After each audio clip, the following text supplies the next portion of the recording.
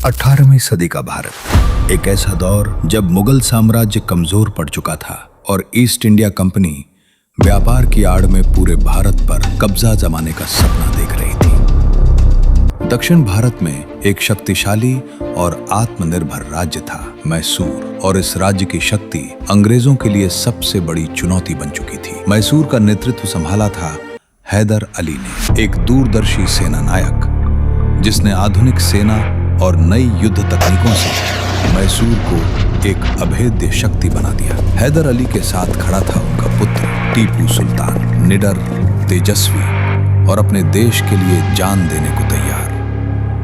1767 में शुरू हुआ पहला एंग्लो मैसूर युद्ध। अंग्रेजों ने निजाम और मराठों की मदद ली, लेकिन हैदर अली की रणनीति ने अंग्रेजों को मद्रास तक हिला दिया।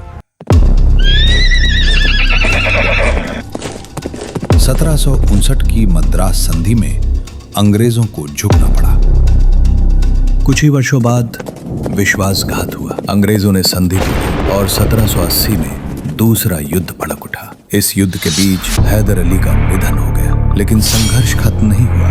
अब मैदान में थे टीपू सुल्तान, मैसूर के शेर। टीपू सुल्तान ने अंग्रेजों को बार बार पराजित किया। 1784 की मैंगलोर संधि अंग्रेजों के इतिहास की सबसे अपमानजनक संधियों में से एक, लेकिन अंग्रेज बदला लेने लगे। 1790 में तीसरा युद्ध, इस बार अंग्रेजों के साथ थे मराठा और निजाम।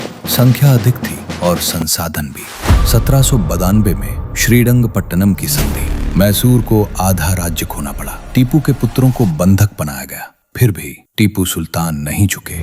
1799 अंतिम युद्ध, श्रीरंगपट्टनम की दीवारों के भीतर एक शेर आखिरी सांस तक लड़ा। टीपू सुल्तान वीर गति को प्राप्त हुए, लेकिन इतिहास में अमर हो गए, क्योंकि सच ही कहा गया, शेर की एक दिन की जिंदगी गीदड़ की 100 साल की जिंदगी से बेहतर होती है। एंग्लो मैसूर युद्ध केवल युद्ध नहीं थे, वे भारत के स्वाभिमान की गाथा थे। अगर आप हमारे चैनल पर नए हैं तो हमें फॉलो, कमेंट, शेयर और सब्सक्राइब करना न भूलें।